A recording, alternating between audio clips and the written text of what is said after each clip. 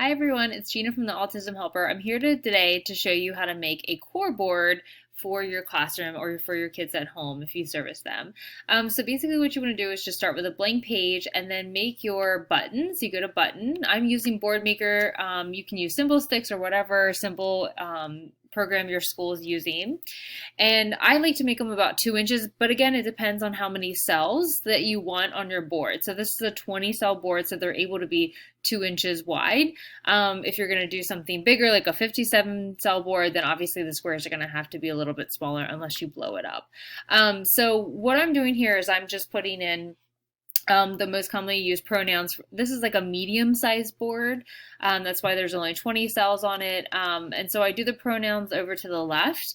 And then I like to do verbs kind of next there. So I like to use want, and I'm just typing in the word and hitting enter, and it populates it for me.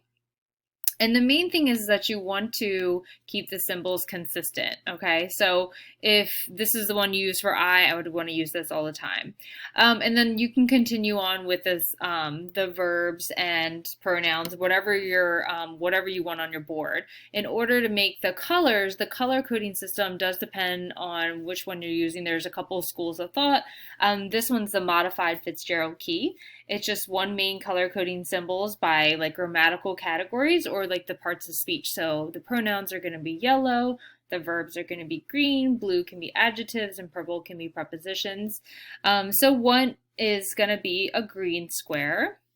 So I just click on it and then I go over here to the fill and I find the green and then hit OK, and so on.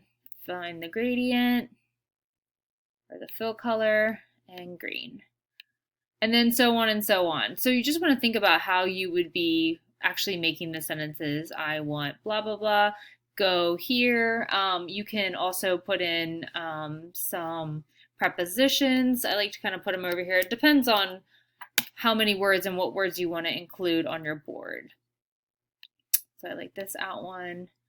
You can do, say, on.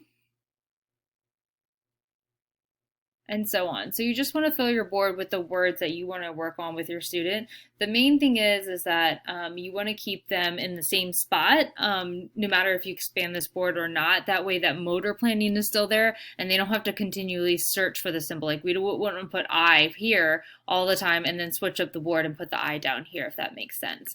So this is how you make a core board, and on my next tutorial I'll show you how to make a fringe board.